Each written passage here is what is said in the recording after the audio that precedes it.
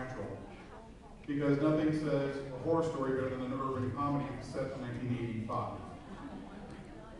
But I've had a long association with Bob Singer. There was the character Bobby Singer? He's based on a real guy named Bob Singer, who was one of the other executive producers on the show, and Bob and I worked together for almost 11 years in a row, along with Phil Segrisha, who directs bunches of our episodes.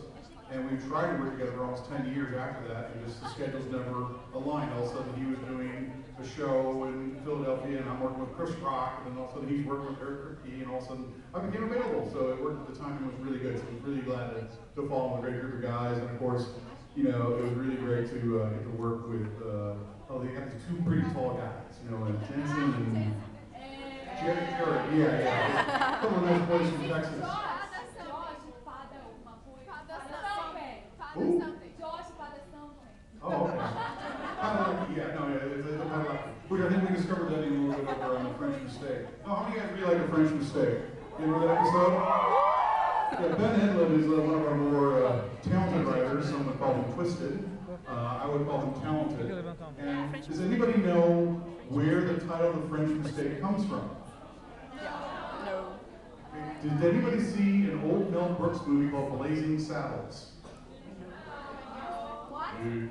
The movie Blazing Saddles?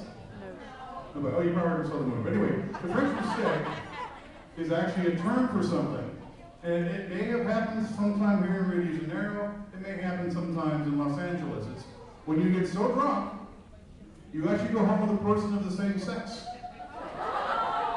It doesn't mean you're a lesbian or a homosexual. It just means you made a French mistake. And that was sort of our little joke, the French Mistake. In Rio de Janeiro? Not that I'm aware of. Yes?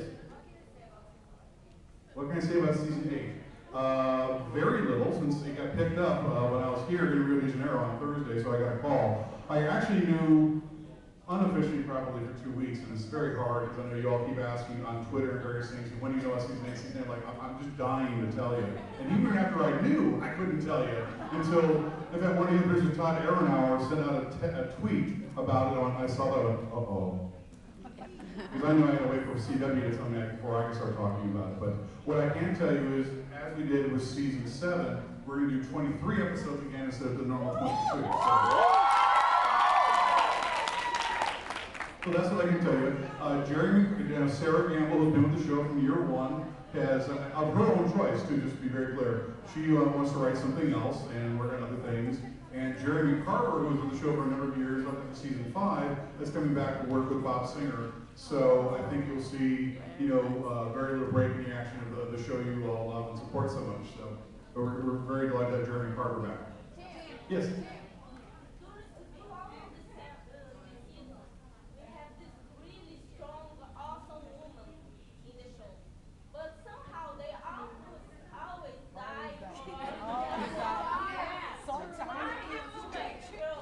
Why do you always feel the strong girls in the show? Because I need a new date every episode.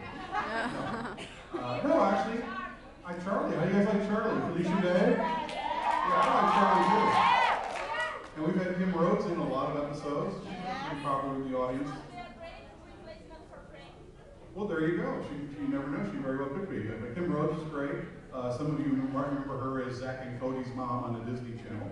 But she has the most amazing tattoo that if she ever gets to this convention, I'm sure she will show. But she's actually very nice and great work. And Felicia Day couldn't have been more nice and was gracious and really, I thought, really brought a lot. It was the first time director John McCarthy, who's also been on the show for a long time, as one of our first ADs.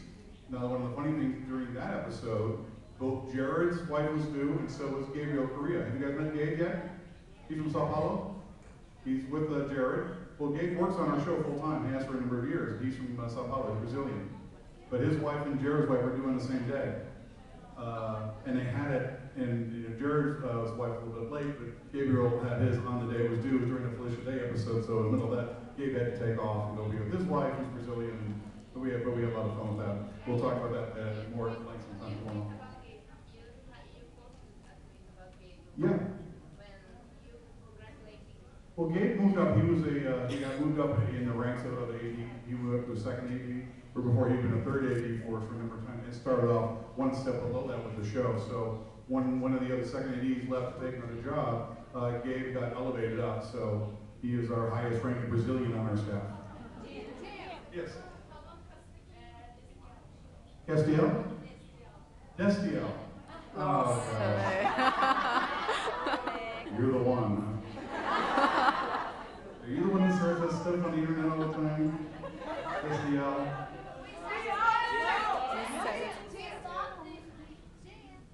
But,